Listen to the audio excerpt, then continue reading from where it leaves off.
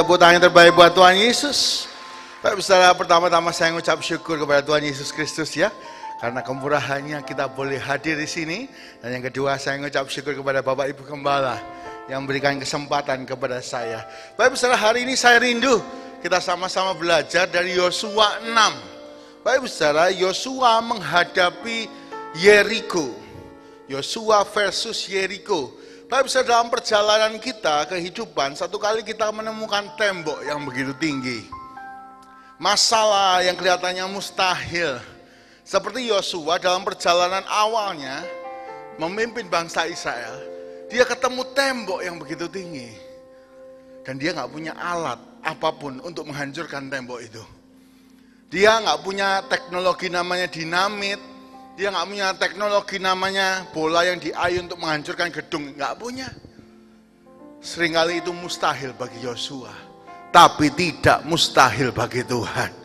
Mungkin hari ini kita berjalan, dalam langkah-langkah kita ke depan, kita merasa ada sesuatu yang mustahil. Ada tembok yang begitu tinggi. Tembok Yeriko ini kurang lebih 14 meter. Dan yang seringkali belum pernah diucap itu 2 tingkat. Ya, jadi tembok Yeriko itu 2 tingkat. Nanti saya tunjukkan gambarnya ya di sini. Kita baca dulu Yosua 6 ayat 1 sampai 20, lalu ayat 4 ayat 27 ya. Yeriko ini 2 tingkat, lebar temboknya luar biasa. Dan itu di bukit ya. Oke, kita baca bergantian, saya ayat 1, baik saya ayat 2, begitu seterusnya sampai ayat 20, lalu 27 kita baca bersama-sama. 1. Pada dalam itu Yeriko telah menutup pintu gerbangnya. Telah tertutup kota itu karena orang Israel, tidak ada orang keluar atau masuk. 2 Bapak Saudara, 1, 2, 3.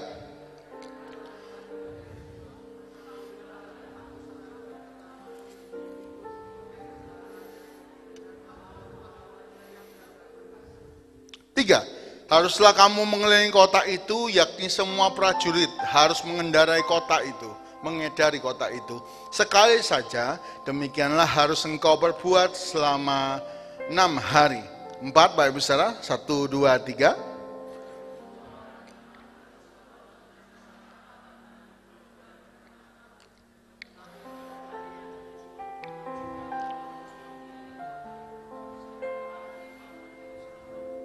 Lima, apabila sangkakala tanduk domba itu panjang berbunyinya, dan kamu mendengar bunyi sangkakala itu, maka haruslah seluruh bangsa bersorak dengan sorak yang nyaring, maka tembok kota itu akan runtuh, lalu bangsa itu harus memanjatnya masing-masing langsung ke depan. 6.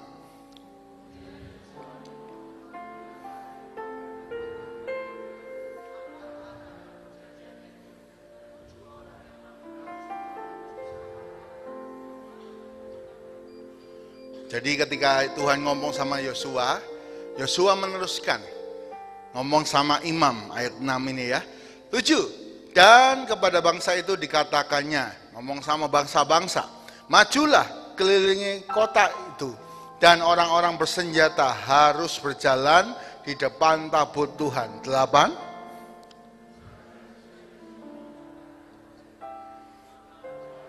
Maju ke-7 orang imam yang membawa ke-7 sangkakala tambuk domba di hadapan Tuhan. Lalu mereka meniup sangkakala, sedang tabut perjanjian Tuhan mengikut mereka. 9. Dan orang-orang bersenjata berjalan di depan para imam yang meniup sangkakala, dan barisan penutup mengikut tabut itu dengan sangkakala terus menerus ditiup. 10, 1, 2, 3. Janganlah bersorak dan janganlah mendengarkan suaramu. Sepatah kata pun janganlah keluar dari mulutmu. Sampai pada hari aku mengatakan kepadamu, bersoraklah, maka kamu harus bersorak. 11. Demikianlah tabut Tuhan mengelilingi kota itu, mengendarainya sekali saja. Kemudian kembalilah mereka ke tempat perkemahan dan bermalam di tempat perkemahan itu. 12, 1, 2, 3.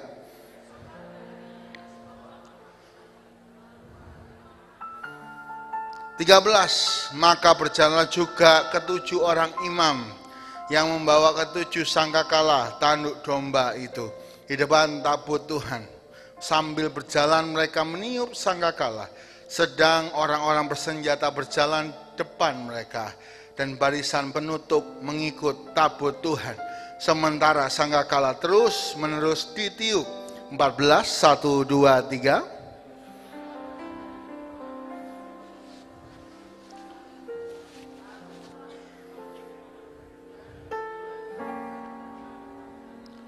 Lima, tetapi pada hari yang ketujuh mereka bangun pagi-pagi ketika fajar menyingsing dan mengelilingi kota 7 kali dengan cara yang sama.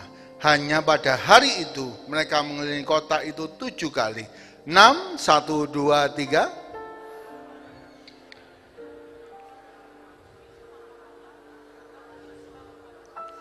Bersoraklah. Yes.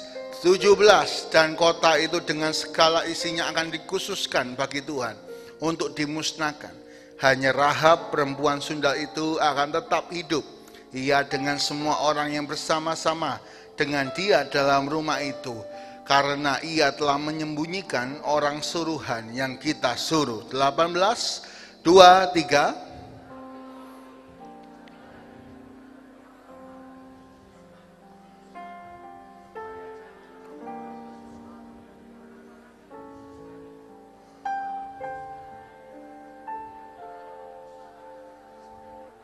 Dan mencelakakannya.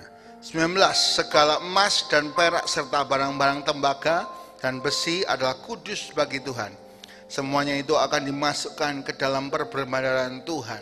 20, 1, 2, 3. Lalu bersoraklah bangsa itu sedang sangkakala ditiup. Segera sesudah bangsa itu mendengar bunyi sangkakala, bersoraklah mereka dengan sorak yang nyaring. Maka runtuhlah tembok itu, lalu mereka memanjat masuk ke dalam kota.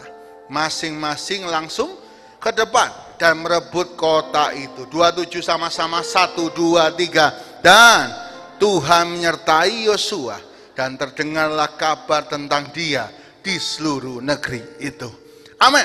Baik saudara, kita belajar hari ini tembok Yeriko. Perjalanan kita kadang bertemu tembok Yeriko, ya. Baik saudara, apa sih maksudnya tembok Yeriko? Apa ciri-cirinya? Yang pertama, Yeriko ini luasnya 4 hektar. Kalau 1 hektar itu 10.000 meter, berarti Yeriko ini 40.000 meter. Ya, jadi luasnya lumayan, nggak terlalu luas, sehingga penjaga yang di dalam bisa menjaga. Jadi kota ini kota yang kompak, ya, kuat. Gitu. Yang kedua, Yeriko merupakan kota benteng bukan hanya bagi penduduknya, tetapi juga bagi mereka yang tinggal di sekitar situ. Jadi semua orang kalau sembunyi ke Yeriko. Kota ini kota kuat, kota luar biasa. 3, tembok-temboknya ditemukan ada 2 jenjang. Mungkin setinggi 14 meter dan setebal 6 meter. Bayangkan 14 meter. Oh, tinggi sekali, lebarnya 6 meter. Ketika Yosua ngadepi ini, dia nggak punya dinamit. Dia nggak punya daya dobrak apapun. Dan di dalam situ, Bapak Ibu ingat kalau 2 jenjang, berarti ini temboknya tinggi apa pendek, Bapak Ibu? Tinggi. Tentu kalau panah dari bawah sama panah dari atas lebih mudah mana? Dari atas. Dengan mudah, orang Yeriko akan mengalahkan mereka. Karena itu ini kota berkubu, sebuah kemustahilan. Ya, Yosua menemui sebuah kemustahilan. Ayat berikutnya, Yeriko dianggap sebagai tak terkalahkan, dilindungi oleh para dewa-dewa Kanaan. Ya, kota yang nggak pernah kalah, dilindungi dewa. Dan yang terakhir, perebutan kota Yeriko menjadi kunci seluruh strategi perang Yosua. Karena hal itu akan menunjukkan keunggulan Allah Israel atas dewa-dewa Kanaan. Dengan demikian kekalahan Kanaan sudah pasti. Baik saudara, kadang kita menemukan sebuah hambatan, kemustahilan yang sangat mustahil bagi kita. Tetapi kalau kita menang bersama Tuhan, semua orang akan tahu Tuhan kita dahsyat. Tuhan kita besar, lebih besar dari masalah kita, lebih besar dari penyakit kita, lebih besar dari segala yang kita hadapi.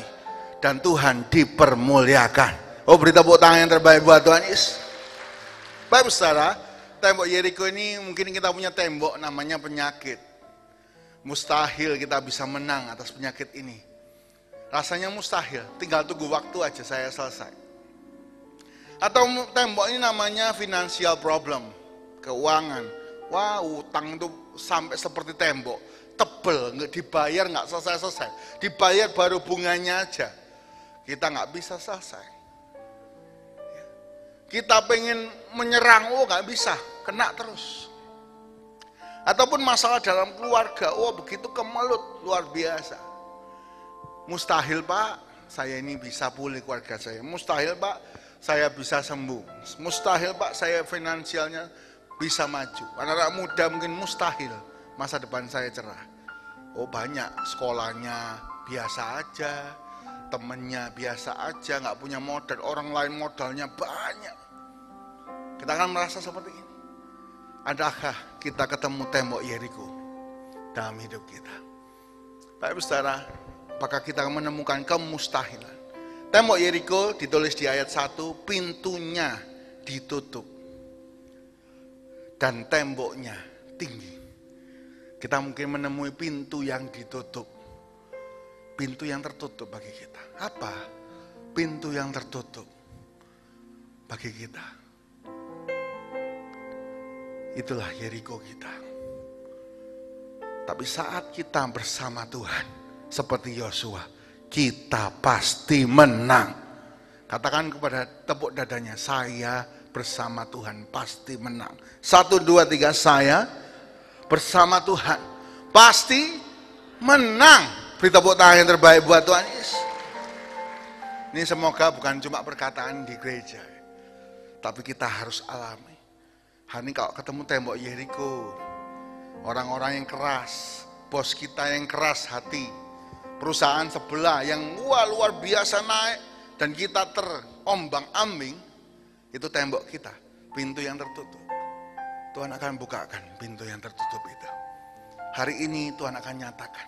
Apa kunci kemenangan Yosua Bapak Ibu Saudara melawan Yeriko? Yang pertama adalah Allah di pihak Yosua. Yang pertama ada 2 poin aja Bapak Ibu Saudara. Yang pertama Allah di pihak Yosua. Ayat 2 dikatakan di sana, Tuhan akan menyerahkan kota ini kepada Yosua.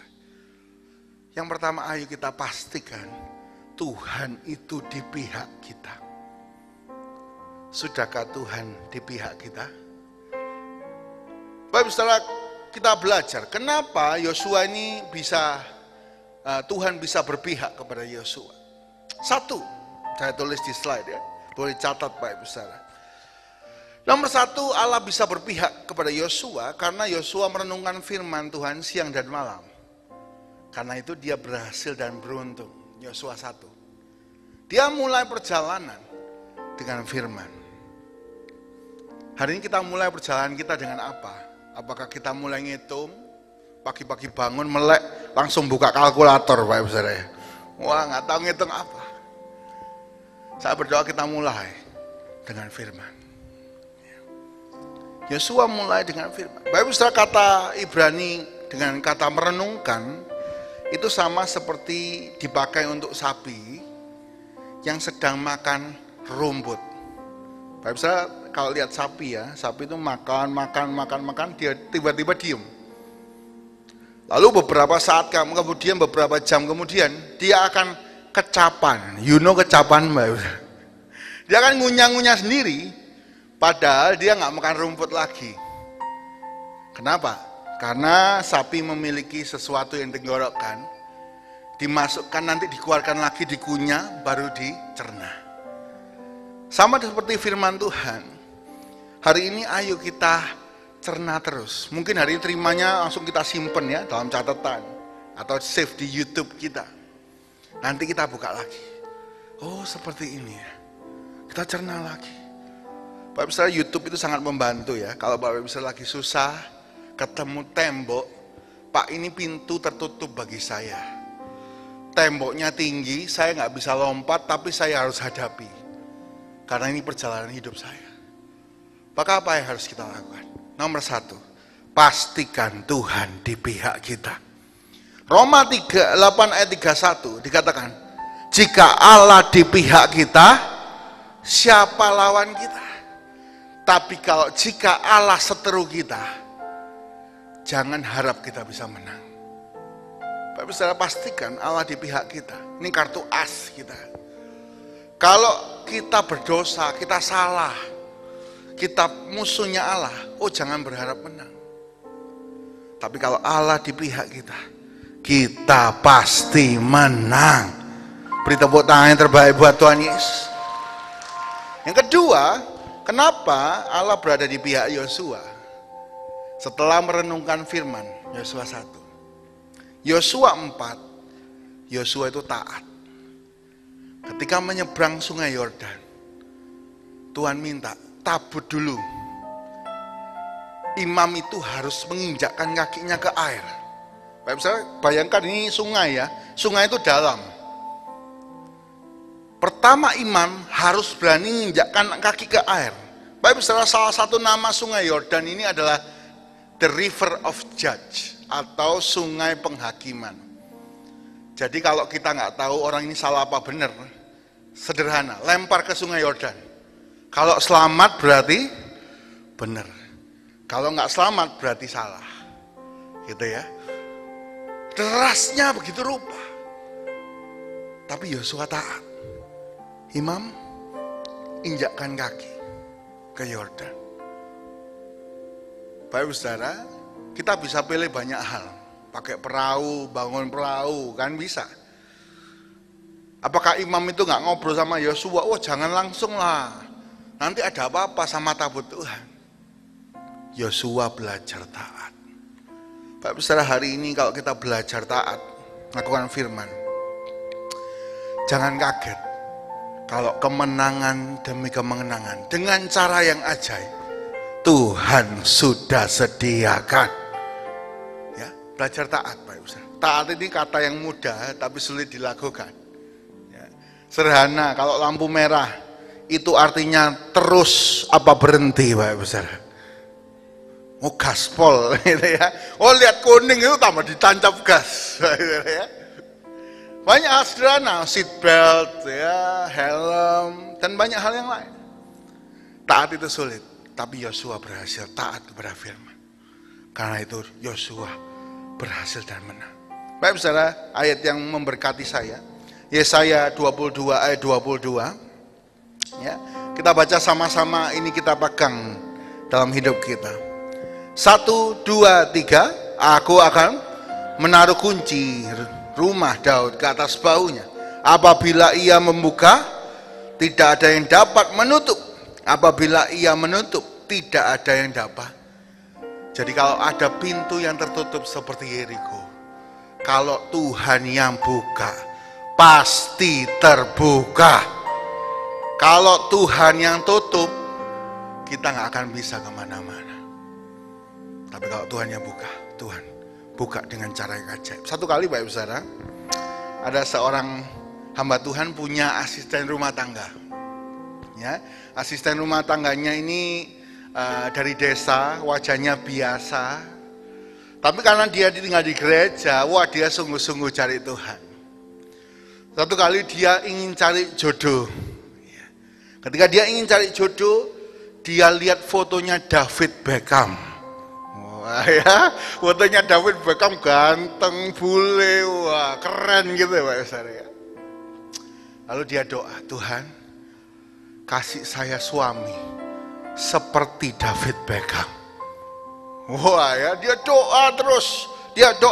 Setiap orang yang kelihatan dan dengar, teman-temannya ngomong, mustahil, kamu ini gila, kamu ini punya mimpi gila, gak akan, wah biasa aja kamu gak laku, apalagi yang David Beckham, kayak David Beckham. Wah dimaki-maki, wah kamu hidungnya ada mancung ke dalam aja. Matanya gini, wah bibirnya gini, wah nggak akan dapat. Dia doa terus. Dia doa terus. Dan dia dapat iman. Tuhan yang akan buka pintu. Satu kali ada misionaris datang dari luar negeri. Khotbah di gerejanya. Ketika khotbah di gereja, selesai khotbah diajak makan. Wah, makan dia ngelayani. Dia lihat misionaris kok ganteng ya. Kok keren. Nah, misionaris ini lihat dia. Walaupun mancungnya ke dalam, walaupun katanya bibirnya ya apa, dilihat, wah eksotis. Apa Bapak Saudara? Eksotis. Akhirnya apa? Akhirnya asisten rumah tangganya dekat sama misionaris. Ngomong sama Pak Gembala, saya bawa asistennya nggak apa-apa. Nggak apa-apa, silakan. Dinikahi, berangkat penginjilan. Oh, bagi Tuhan tidak ada yang mustahil. Beri tepuk tangan yang terbaik buat Tuhan Yesus. Saya dengar kesaksian ini dari hamba Tuhan. Iya tak Pak? Iya, ini loh orangnya ditunjukkan Pak. Kalau Tuhan sudah buka pintu, nggak ada yang dapat menutup. Apapun itu, mau COVID, mau apapun caranya yang lain. Kalau Tuhan sudah buka, nggak ada yang dapat menutup. Tapi kalau Tuhan sudah tutup, nggak ada yang dapat buka. Karena itu pastikan Tuhan di pihak kita. Ya, Bapak Ibu Saudara, kalau ada dosa ayo kita selesaikan. Segera kita selesaikan. Pastikan dalam hidup ini Tuhan di pihak kita. Yang kedua, Bapak Ibu Saudara, yang terakhir, apa kunci kemenangan Yosua? Yang kedua, komunikasi dan kesatuan yang baik. Ayat 6 sampai 14. Bapak Ibu Saudara, kenapa saya ajak Bapak Ibu Saudara baca dari ayat 1 sampai 20? Dari tadi kita baca, itu sebenarnya ruwet. Tuhan minta di depan ada 7 orang imam bawa sangkakala. Setelah itu apa? Yang bawa senjata di mana, Bapak Ibu Saudara? Di depannya lagi. Ya. Perintahnya seperti itu, di depannya lagi. Lalu ditutup, ada barisan penutup. Lalu bangsa Israel. Diulangi lagi. Ya, 7 imam bawa sangkakala, bawa tabut, depannya bawa senjata, belakangnya ada barisan penutup, lalu baru rakyat. Sebenarnya kalau kita pikir ini ruwet, sulit. Tapi ketika Yosua terima, Yosua punya komunikasi yang baik. Dia ngomong sama imam, Tuhan ngomong ya, 7, lalu pasukan, ngomong sama pasukan, yang bawa pedang di depannya, lalu ada barisan penutup, lalu ada rakyat. Bapak bisa ingat ya, dulu nggak ada mic, nggak ada WA, nggak bisa WhatsApp, gini loh gambarnya, digambarkan gini, nggak bisa. Tapi Yosua bisa mengkomunikasikan, sehingga mereka ngerti. Padahal Yosua ini pemimpin baru. Orang baru itu biasanya banyak salah. Ya, Yosua ini pemimpin baru. Tapi dia punya komunikasi yang baik. Dan mereka rakyat itu bersatu. Bapak Saudara, ketika rakyat itu bersatu, terjadilah kemenangan yang besar. Kesatuan itu tunjuk dari apa? Mereka sama-sama nggak ngomong. Dibilangin jangan ngomong, nggak ngomong. Sulit gak Bapak Ibu Saudara nggak ngomong?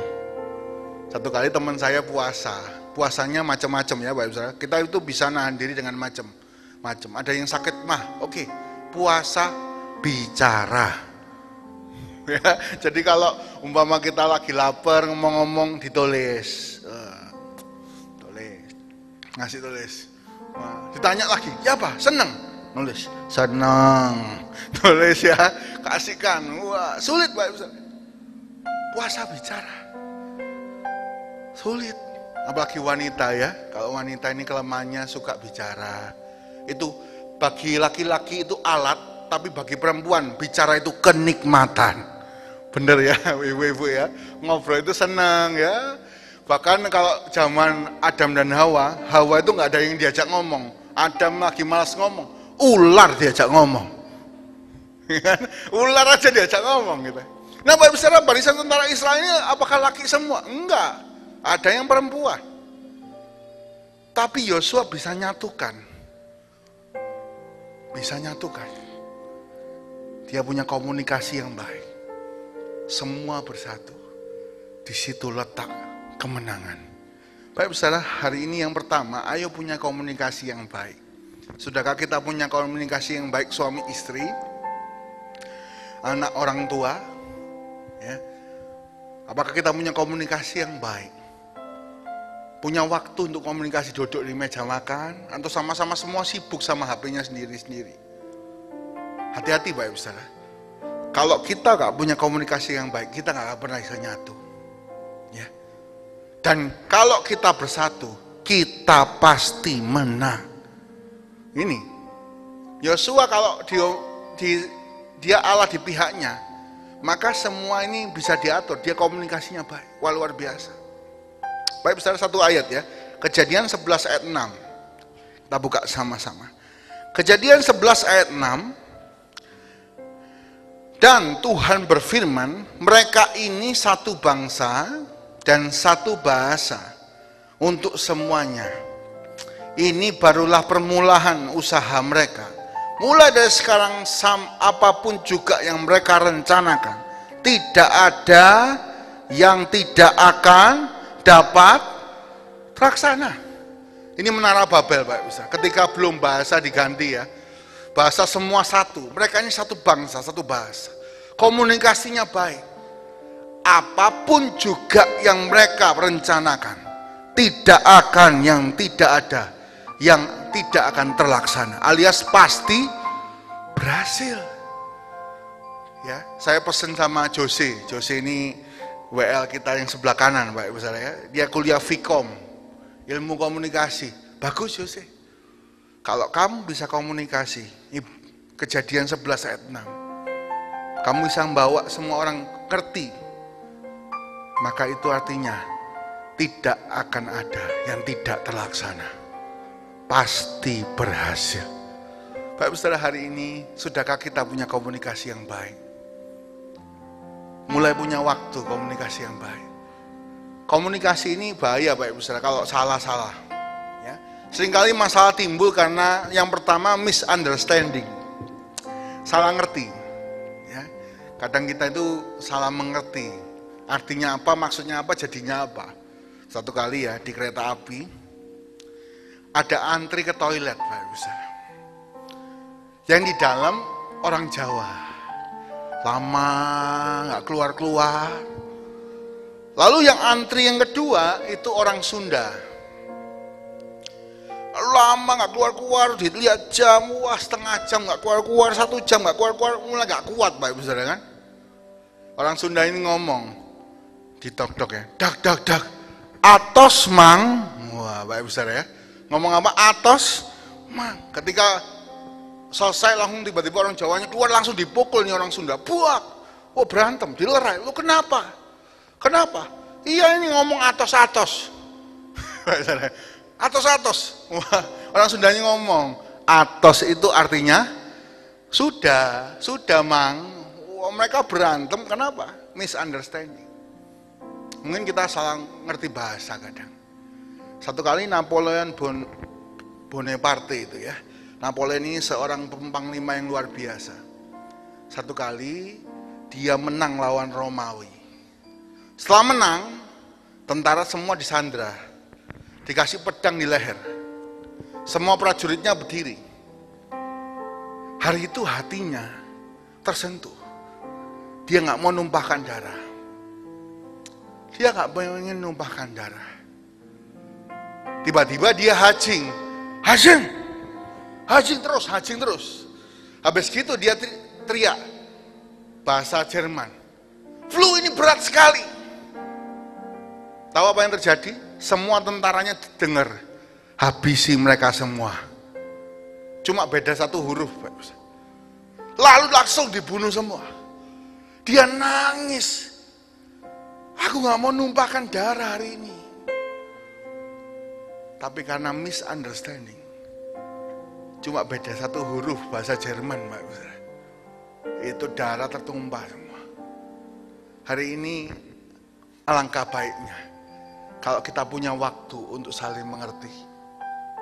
Pak Saudara, saya selama sekolah ya, saya masuk S3 Bapak Ibu Saudara, selama sekolah saya juga lihat banyak-banyak gereja, belajar banyak.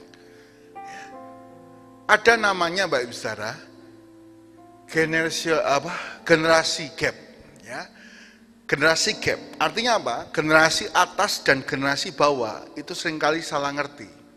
Kalau sudah beda 40 tahun itu seringkali salah mengerti. Bapak Ibu Saudara mungkin merasa, aduh aku kok nggak ngerti anakku ya. Anakku tak gini kan kok marah. Lu maksudku itu sayang. Tak tanyai makan, sudah di mana, pulang jam berapa, marah. Loh ya apa sih? Padahal kan ini sayang.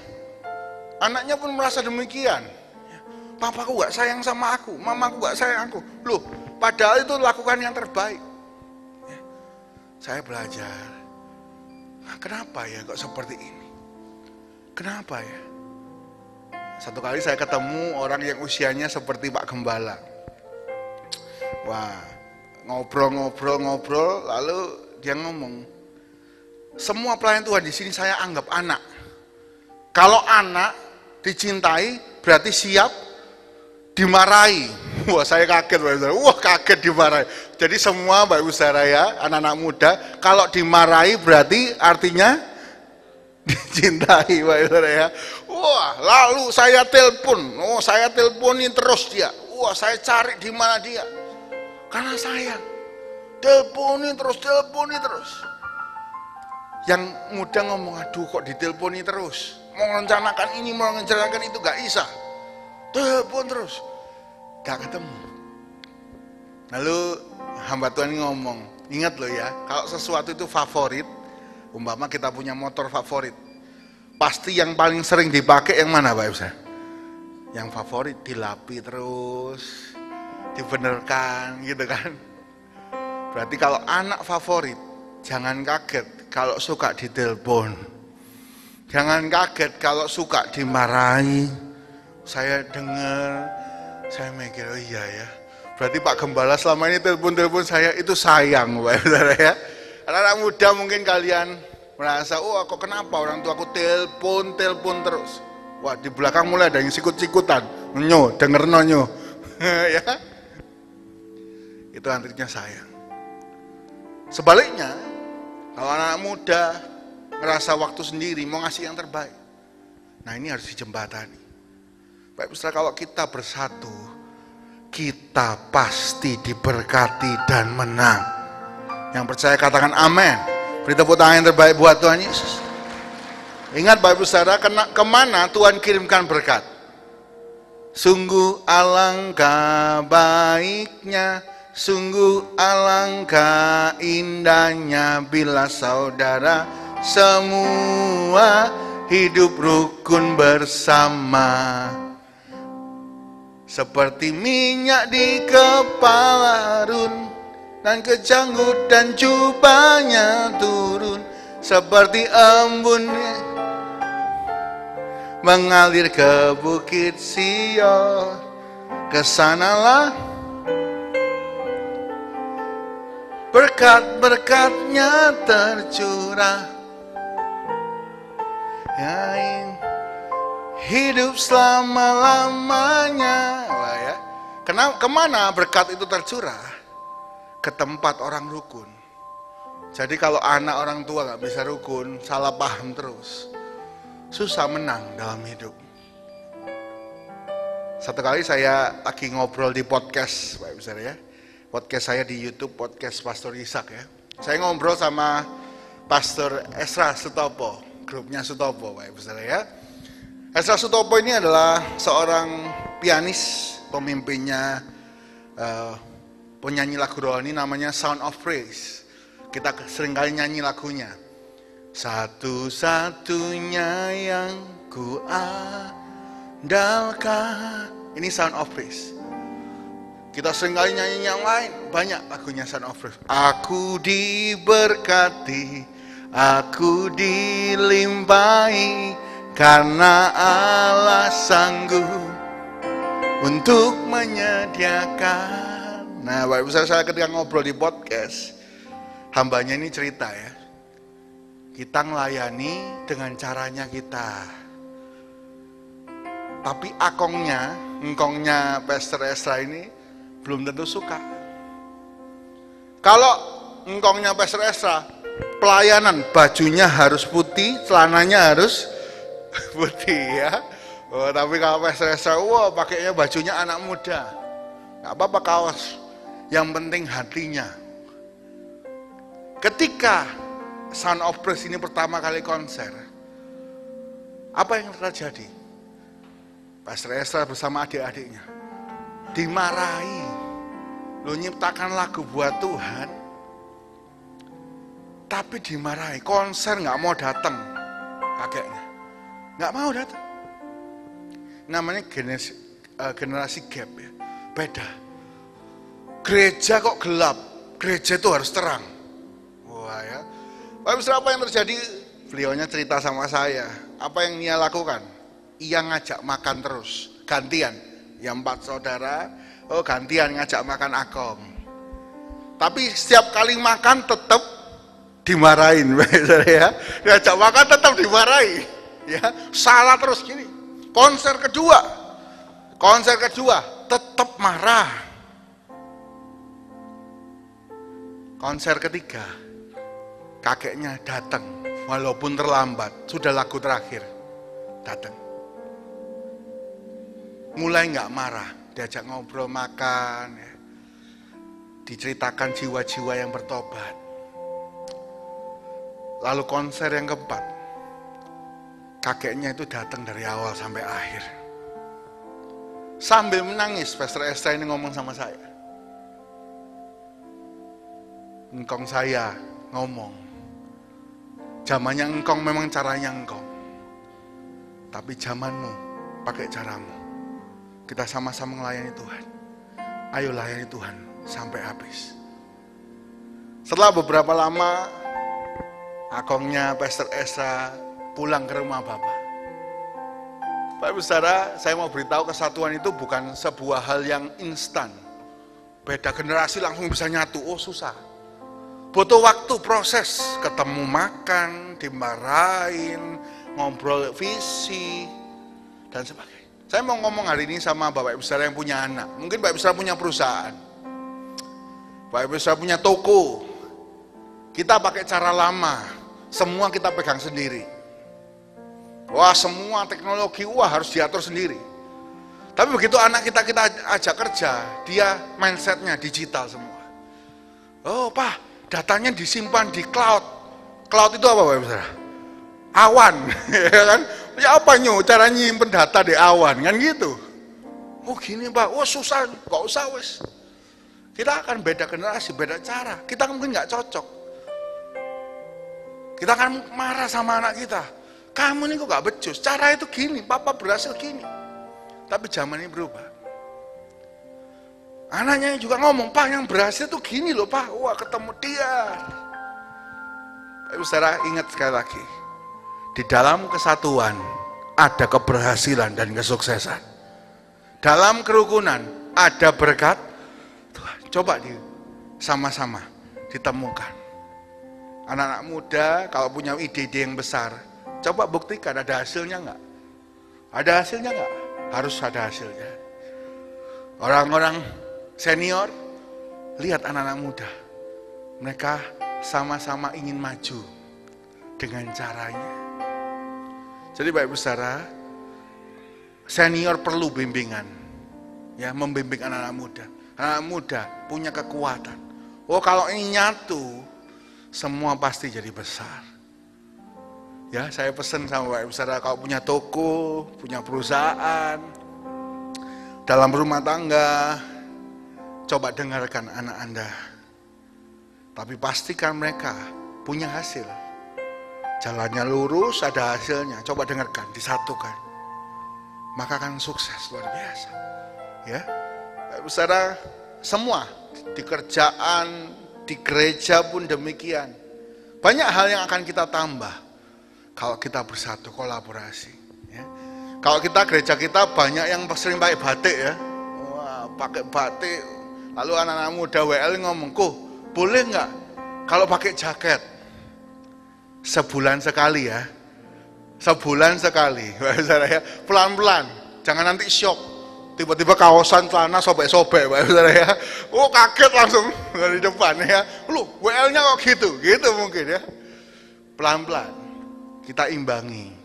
Ada waktunya pakai jas, ada waktunya pakai baju yang sesuai anak muda.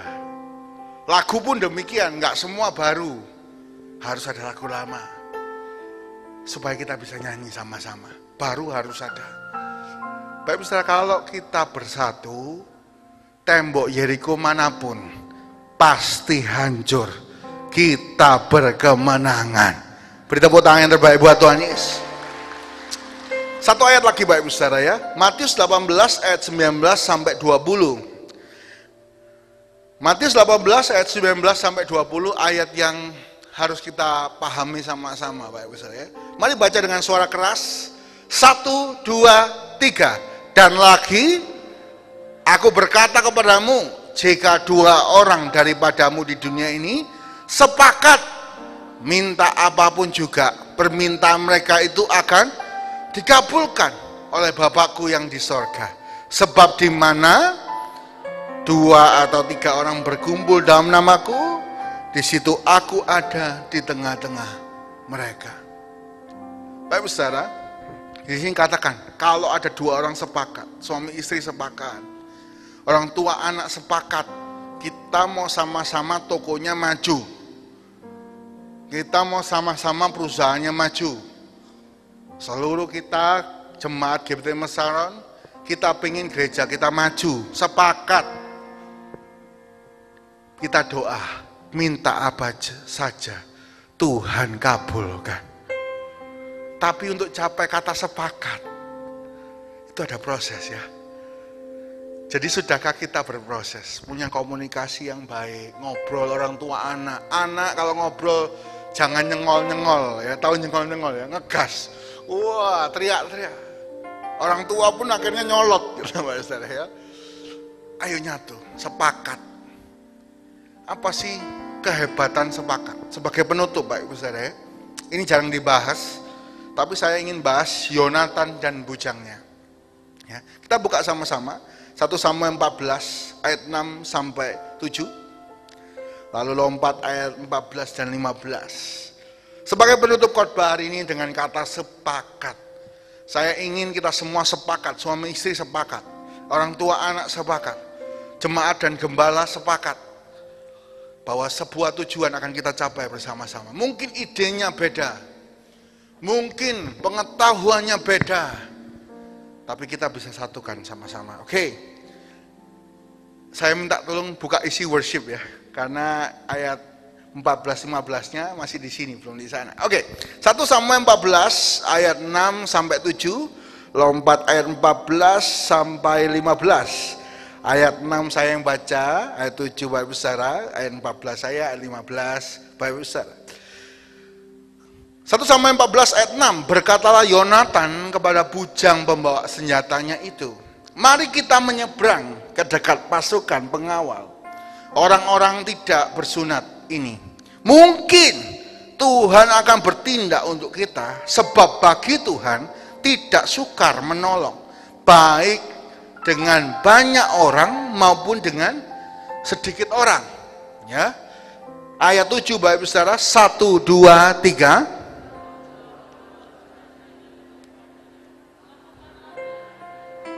Sungguh aku sepakat. Ya. Bujangnya ini ngomong, aku sepakat. Niat hatimu aku sepakat, aku ikut. Ya. Baik Saudara, apa hasilnya? Ayat 14. Kekalahan yang pertama ini ketika Yonatan maju sama bujangnya, dia minta tanda sama Tuhan. Kalau orang Filistin itu ngomong, naiklah kemari, itu tanda kita harus serang. Yosua dan bujangnya 2 orang ngelawan pasukan tentara 20 orang. Baik besar ya, 2 lawan 20. Itu sulit harusnya, itu mustahil harusnya. Tapi Yonatan bersama bujangnya mengalahkan 20 orang tentara itu. Maka hasilnya apa? Ayat 14, kekalahan yang pertama ini yang ditimbulkan Yonatan dan pembawa senjatanya itu besarnya kira-kira 20 orang dalam jarak kira-kira setengah alur dari sepembajak ladang. Jadi mereka perang itu sambil keliling. Nggak tahu dari mana kekuatan Yonatan dan bujangnya ini. Tapi ketika mereka sepakat, Tuhan di pihak mereka menang. Ayat 15, Bapak Ibu Saudara baca ya, ayat 15. 1, 2, 3.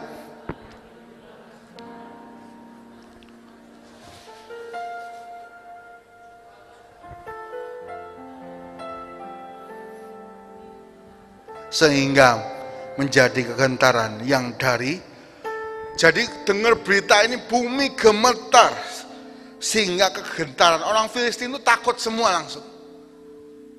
Dari kata sepakat, 2 orang yang masih muda, bukan pengawal elit, bukan pasukan khusus, tapi ketika Tuhan di pihak mereka dan mereka sepakat, kegentaran itu sampai di bumi. Seluruh orang Filistin itu takut. Mereka tahu mereka bakal kalah. Ini pertempuran yang pertama. Bapak Saudara, kata sepakat itu penting. Kalau kita nggak sepakat, kita nggak akan pernah terima jawaban doa. Coba hari ini ya, kalau suami istri gandeng istrinya sama suaminya, katakan sama-sama, aku sepakat. Ya, kalau temen boleh digandeng ya, laki-laki sama laki-laki, perempuan sama perempuan. Kalau ada anaknya sekalian dipegang. Katakan hari ini sama-sama, aku sepakat. Ya, siap? 1, 2, 3, aku sepakat. Tapi saudara, kalau Yosua ini dilawan, pemimpin ini dilawan terus. Oh, gak boleh ngomong, semua ngomong. Oh, harus keliling sekali, mereka keliling 2 kali, terserah akulah. Kira-kira menang gak Bapak Saudara? Enggak akan menang mereka. Yosua ngomong, jangan ngomong, loh itu kan hak kita, manusia masa gak boleh ngomong. Tapi mereka sepakat, seluruh orang Israel sepakat. Di situ kemenangan. Kita mulai dari keluarga kita, suami istri sepakat ya. Ayo kita sama-sama sepakat, tahun ini kita financial freedom. Ayo kita sepakat, kalau didik anak, jangan sampai mamanya marah, papanya bela. Papanya marah, mamanya bela. Sama anaknya dia apa kan? Naluri anak, diadu. Lu katanya mama gini kok, katanya papa gini, wah diadu. Betapa pentingnya kata sepakat. Saat kita di pihaknya Tuhan dan kita sepakat, Tuhan nyatakan mujizat yang besar. Yeriko yang pintu tertutup, yang mustahil dikalahkan. Ayo sama-sama kita masuk hadirat Allah. Mungkin kita ingat ada hal-hal yang kita kurang sepakat sama pasangan hidup kita. Ada hal yang kita kurang sepakat sama anak kita. Ayo kita bawa dalam doa, berikan kesatuan hati, berikan kata sepakat, dan biarlah kemenangan terjadi saat kita menyembah.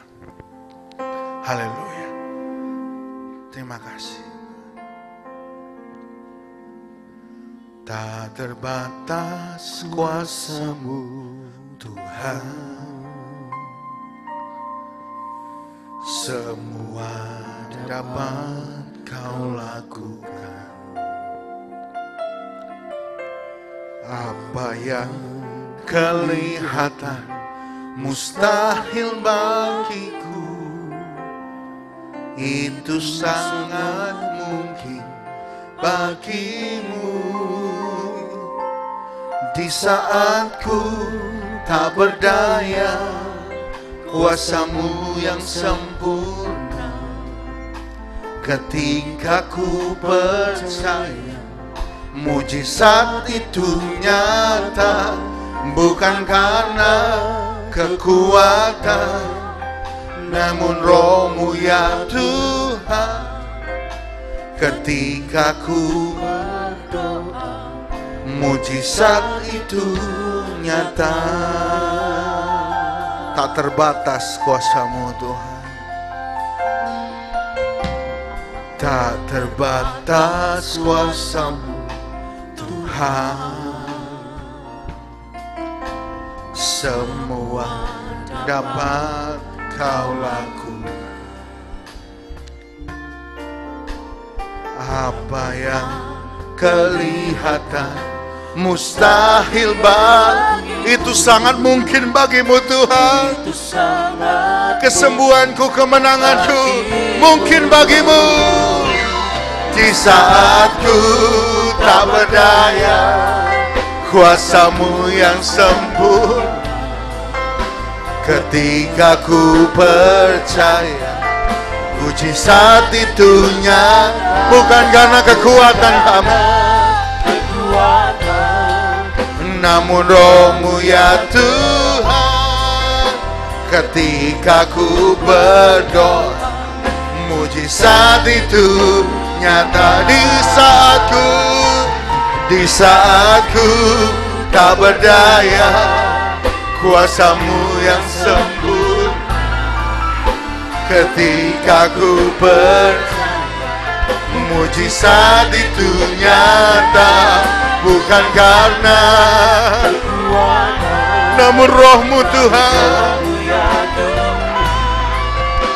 Ketika ku berdoa, mujizat itu nyata. Di saat ku tak berdaya. Adakah engkau merasa tidak berdaya? Tuhan, hutangku seperti tembok tingginya Tuhan. Aku bayar bunganya pun gak sanggup Tuhan. Ada pintu yang tertutup di depan. Dalam perjalanan ini kita mungkin menemui tembok-tembok yang tinggi seperti Yeriko. Hari ini ayo, apa yang mustahil bagi kita tidak mustahil bagi Tuhan. Pastikan Tuhan di pihak kita.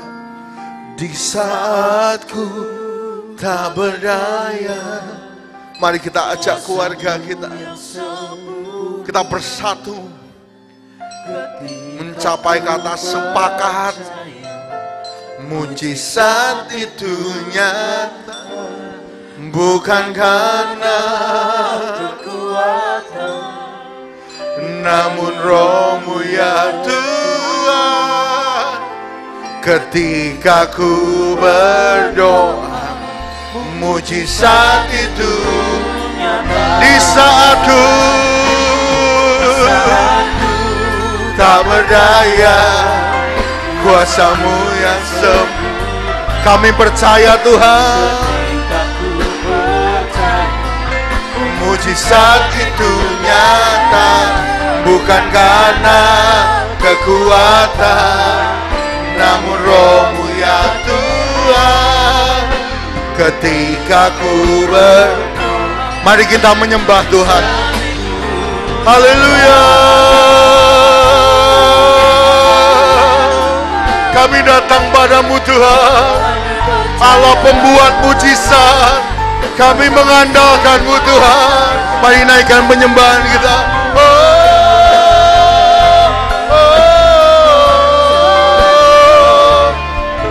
Mungkin kita sudah terlalu lama tidak menyembah karena kecapean, karena kemustahilan. Ayo kita menyembah Tuhan di rumah Tuhan. Terima kasih Tuhan.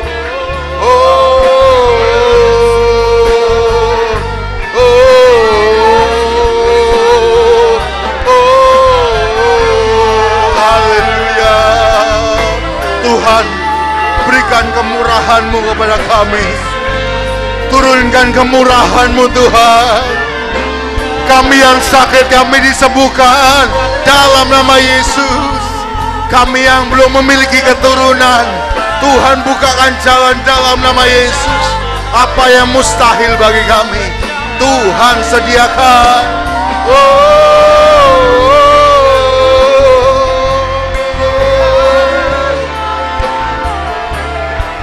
Terima kasih Tuhan.